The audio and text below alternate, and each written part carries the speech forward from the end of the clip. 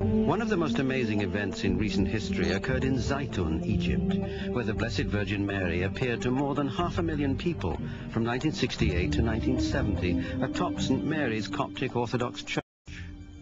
It began one night when a witness to the vision pointed at what he believed was a young woman about to commit suicide. Archdeacon Yusuf Kamel.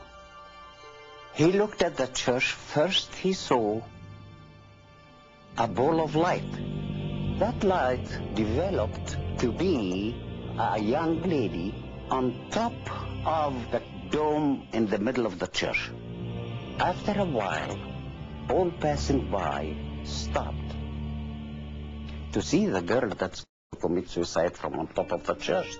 Suddenly, the Christian people cried, "That is not a girl. That is the Virgin Mary." The girl on top of the church turned and faced them, and then floating over the middle dome, she came near the end, the front end of the church, and blessed them all. You had a tremendous circumstance because not just 1 or 2 or 6 or 7 people seeing the Virgin Mary, but hundreds of thousands, including former President Abdul Nasser, government officials, officials of the church, the Orthodox Church, as well as Catholics, Protestants, Pentecostalists. You had them gathering every night for several years. For the first time in human history, thousands of believers and non-believers all experienced the same inexplicable phenomenon. Dr. Carey Malik was just one of the many witnesses. She stood there for a while, and then she began to walk on the roof till she reached the cross, and she knelt in front of the cross. She looked towards the area where I was, and she smiled. That view was the most majestic and beautiful and heavenly view I have ever laid my eyes on. I don't believe I saw her, or why she showed herself for me. Why Saint Mary show herself for someone like me? A sheet of light just out of nowhere appeared on the top of the church.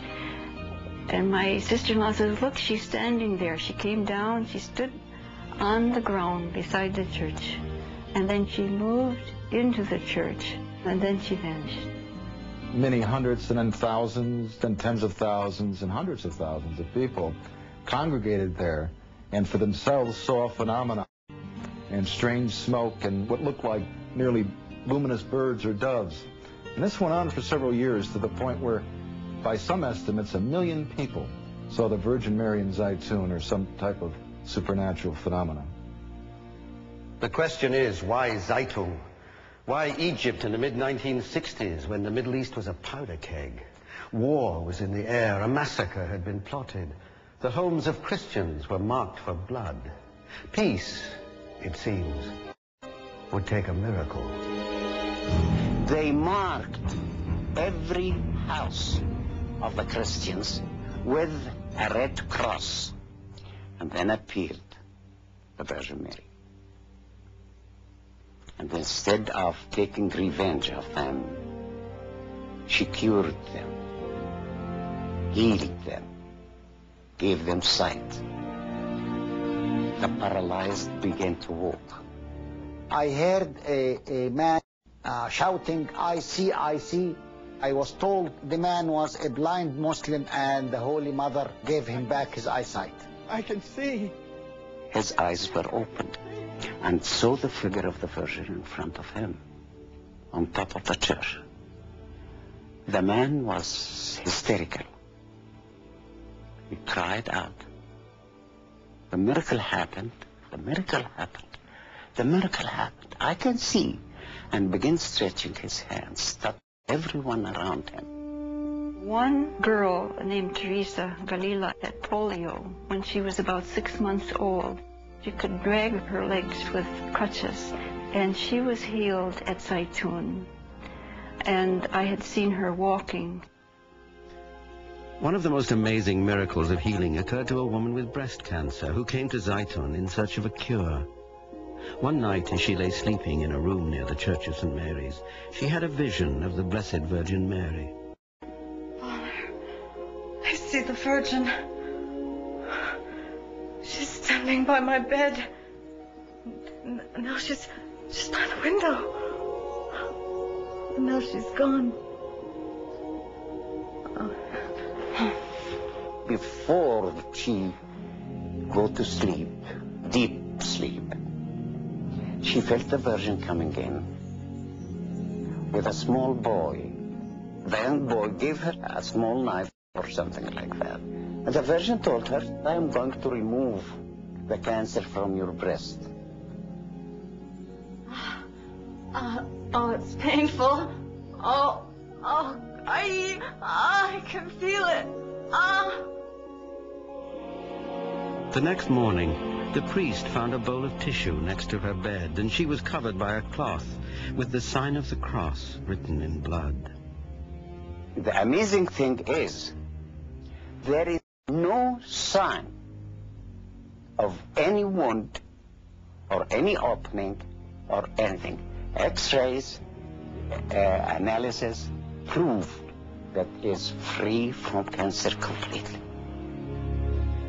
The unexplainable, miraculous events of Zaytun, Egypt, are best understood by analyzing the testimony of the living witnesses. A study conducted by physicist Dr. John Jackson. All of the witnesses to the Zaytun event virtually agreed amongst themselves as to what they saw. And so I think it's possible to construct what I would call a standard apparition of what had occurred. The apparition was self-luminous.